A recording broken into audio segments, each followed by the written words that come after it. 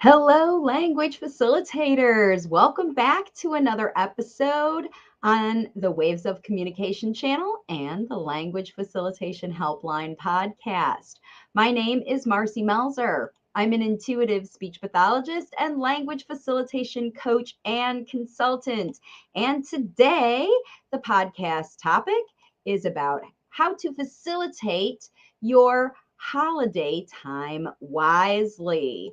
So I've decided to put together a few little tips for you and talk about why I think this time is super important. Um, I've just signed on a new family to work with me. I'm super excited about them and their journey over the past couple of years, as well as what I've been sort of seeing out there in the post, is inspired me to equip and empower you one more time to take advantage of an opportunity that we don't get all the time, and that is the break that you have from school or therapy or work or any combination of the above, the opportunity to do something different, even if it's not necessarily time off, to do something different over the holiday period. And we're talking about any time from now, and I'm recording this on the 1st of December. Welcome to December, everybody. I can't believe how 2022 has flown by, but the work is only just getting started. Everyone is realizing this is the time of year when you've had your parent teacher conferences. You've heard how the past year has gone.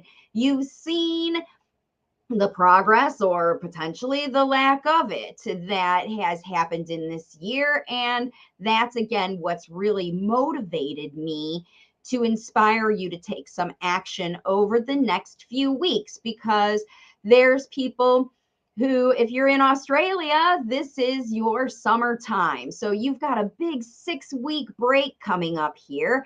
And for those of you who are in the United States or other places who take time off at this time of year for between the Christmas, December holidays, if you're celebrating Kwanzaa or Hanukkah, wherever you are, or Christmas and the Happy New Year time. There's always a little bit of time off or decrease in the effort of work because a lot of families are taking time off. A lot of people are away from doing business, and this is your time to get down to business because it offers you another opportunity to connect with your child. And connection about the holidays, this is what we hear all the time. And so I really want to encourage you to take advantage of this period by using the strategies. Now, another reason, like I said, that I am motivated to inspire you right now is I know that potentially your progress over the past year has not been what you hoped. The family who just signed on to work with me has a child who's going to be 4 in January. So he had the situation in his life where he turned 3 last January, in January of 2022. And his parents had not been identified that he was having difficulties until the year before when they took him for his 2-year checkup. But of course, that was during COVID times, and doctors weren't making appointments and families weren't getting things. So this little guy never had any therapy. And then they enrolled him in an early childhood preschool, basically nonverbal, and expected the school to help him develop back up to get his skills. And at home, they were prompting and pulling, and or they have a nanny at home, and they just weren't doing the kinds of connections. They'd already sort of normalized the disconnection during the pandemic period. And this is what happened to many, many families. And that's why I'm bringing this story up, because this family realized, as they were just literally the day after they talked to me, they were headed into their next plan meeting for the following year to discuss all the progress this child had made between the last January of 2022 and now. And what had happened is they implemented a picture system. Even in fact, the mom bought a picture book off of Amazon to use at home.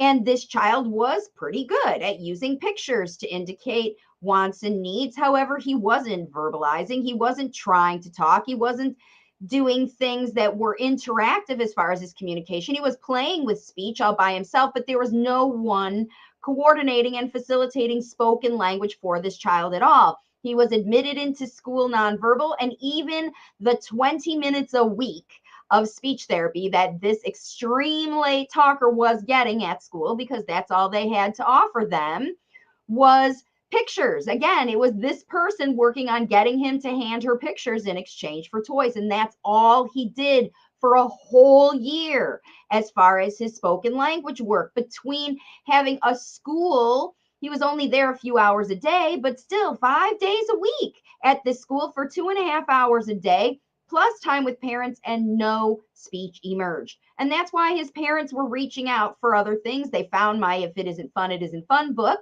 and they started working with me because everything they told me about their child, the fact that he did learn the pictures and he did enjoy going to school, but he really was still very on his own and not playing with other kids, even though there were other kids in the school. The teachers were working with him one-on-one, and everyone is talking down to this child. Even though he is now 4 years old, they still talk to him like they did when he enrolled as a late talking 3-year-old. And these parents were concerned that their new plan was going to come up with a lot more of the same. And they were going to be looking at another year of no progress in what they really want, which is spoken language, right? Now, there's nothing physiologically wrong with this child. He's not showing signs of autism or any of that. He's a late talker because there was detachment normalized in his house. That's it. It's an environmental blockage. And what I've told this parent and advised them that we're going to be working on together is a plan that they can use this time of their holiday break. In fact, even delay going back to school like the families in Australia are doing, and dive in to a plan where they can work with him. Now, what I'm going to give you today is a little mini bit, just 5 little tips that would sort of be off the surface of that plan. And if you are also interested in getting your child to the point where they go back to school talking and they're still in that preschool year, and you are interested in working with me, that's when you visit wavesofcommunication.com, or you use this combination of resources right next to me. You get the workbook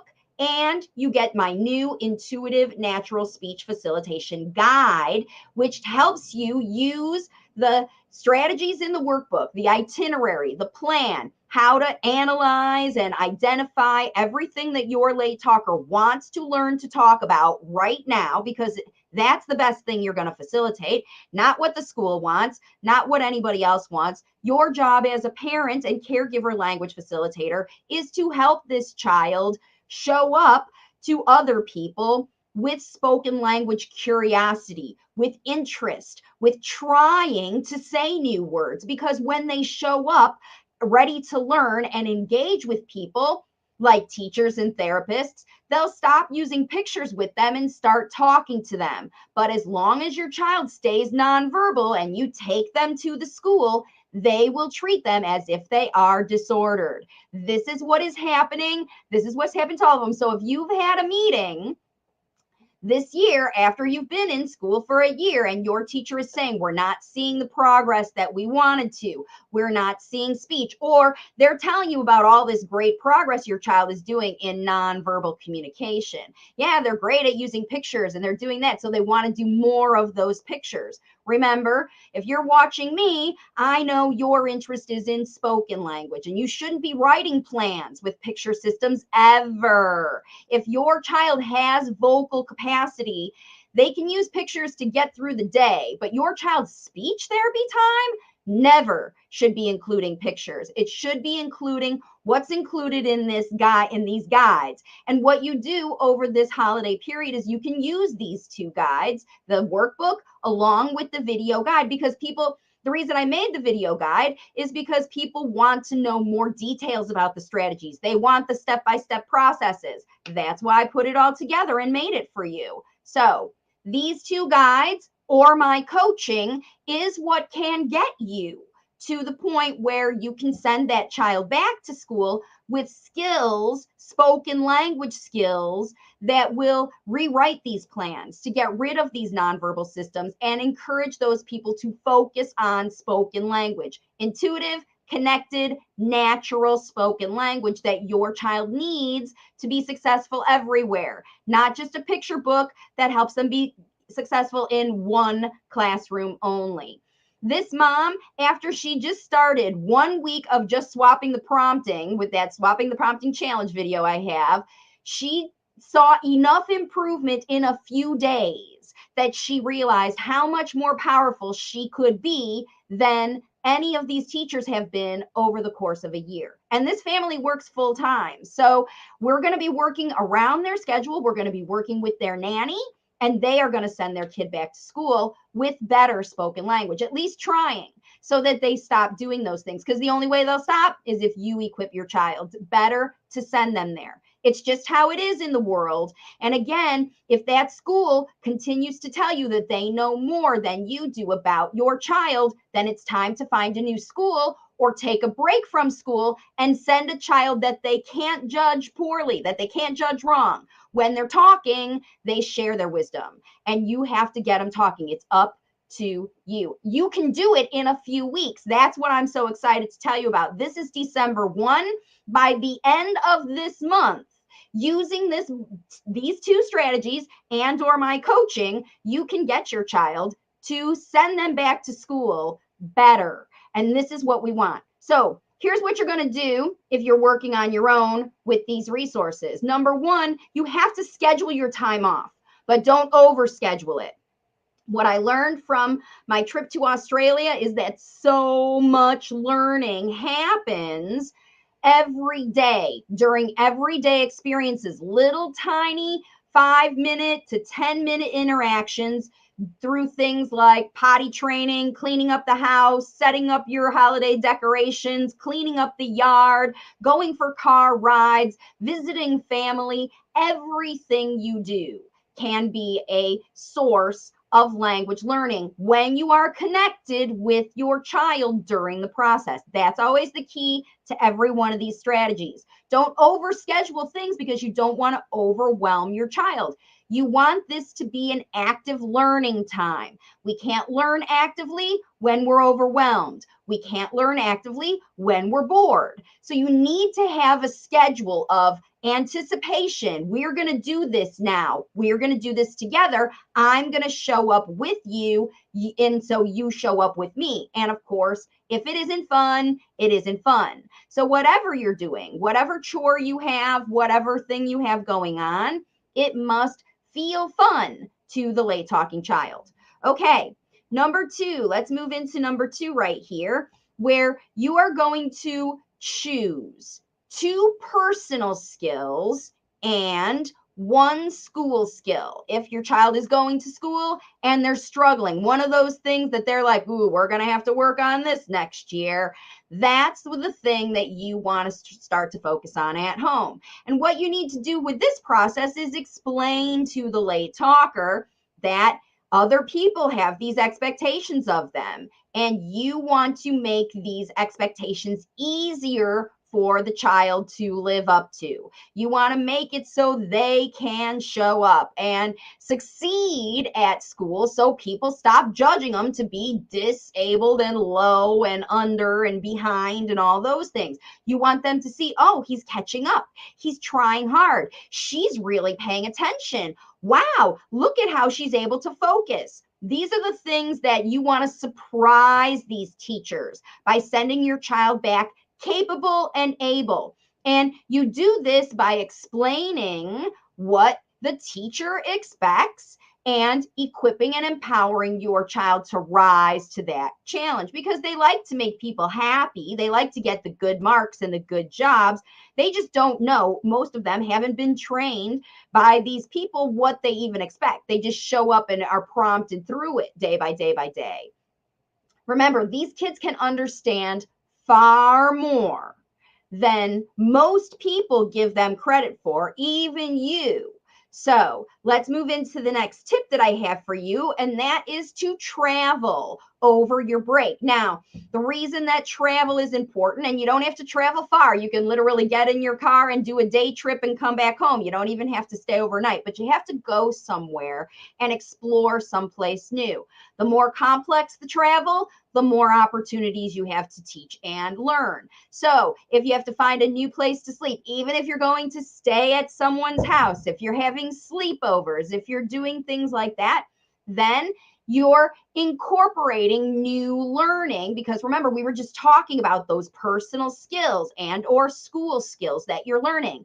This travel gives you the opportunity to practice. So don't be afraid if you're keeping your kid at home because travel is challenging for you. This is your opportunity to show, equip, and empower yourself with the training you need to have a successful trip, and equip and empower the child to also participate for every bit of it: the planning, the packing, the travel, the destination, what you do when you're there, and then getting home, cleaning up, doing the laundry, all those things. So traveling will help you, because if you don't know what to do or you're stuck at home, this is again what held these kids back. Even if you travel to a new place in your community that your child has never been, maybe you've never taken your child to the grocery, maybe you've never taken them to Walmart, you only go to the little grocery store and you haven't taken them to the big one, or maybe they have never been to amusement park or a zoo or an aquarium or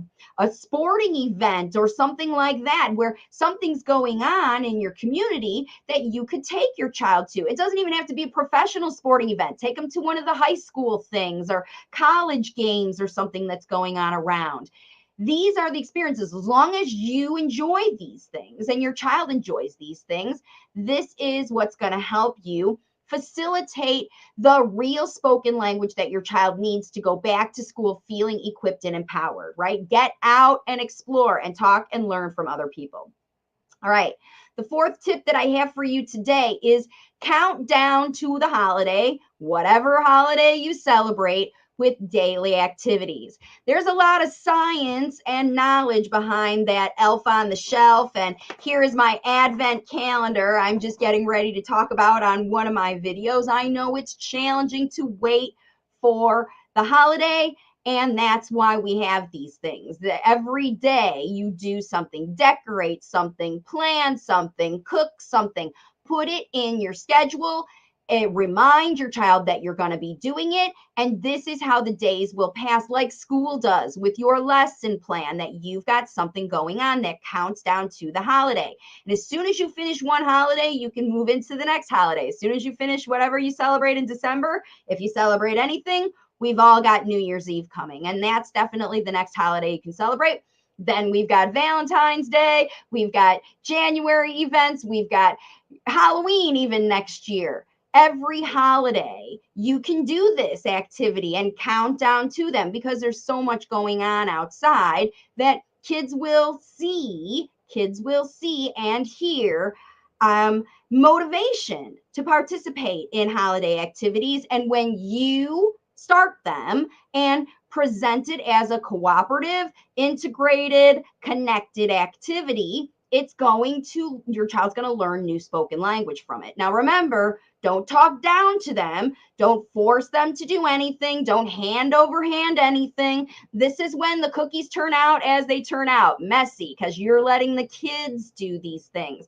You're letting them try and explore and do, because this is the time to explore development in whatever area you present. If your personal skill is toothbrushing, then you're going to be talking about toothbrushing or potty training or shoveling the sidewalk or taking out the trash or doing the laundry or whatever other personal skill you want to teach your child. It doesn't matter how old they are. Everybody can work on these things.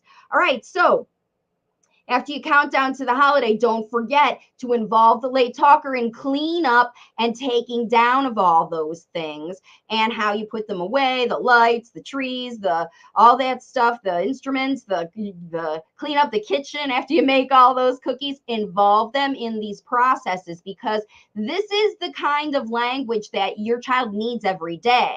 uh-oh, we spilled it. We've got to clean it up. Or wow, that looks great. It was really messy and now it's all cleaned up. Or look at how nice the house looks with all these lights on. It's so great. Let's take pictures. And then when it's time for them to come down, yeah, it's sad when they have to come down and it's so whatever, but we have pictures so we can see them. And next year we'll do it again. Plus, we've got another holiday coming. So we've got to put this holiday's things away and get out the other holiday things. It's very important that you involve your child in these things because that they're already thinking about them. Don't let them think about them all by themselves. Use the opportunity that it's coming up in your environment, even if it's not your holiday. And you see, if you don't celebrate Christmas and all the other people are celebrating Christmas, it's up to you to talk about that dynamic with your child. We don't have a Christmas tree because we're Jewish. We have menorahs. This is what you talk about with your late talker because they want to know all the details. And they want to have a Christmas tree because the other kids have a Christmas tree. They don't understand why it's different, but they will when you explain it. And they come out of these situations more mature. If you're thinking you're withholding information, like we can't have a Christmas tree because we're not Christians and we don't celebrate that part of the holiday, and your child is secretly in their head just wanting it and wanting it and wanting it, and you just ignore that fact, you're missing the opportunity to talk through what a lot of kids, Jewish kids, feel at this time of year if you're in the United States. So now's your opportunity to engage with these kids about really high level emotional topics that they need to have from it. Okay. All right. Number 5 is this one. Just talk more. Obviously, every one of these other strategies involve that, but this is what you really need to pay attention to.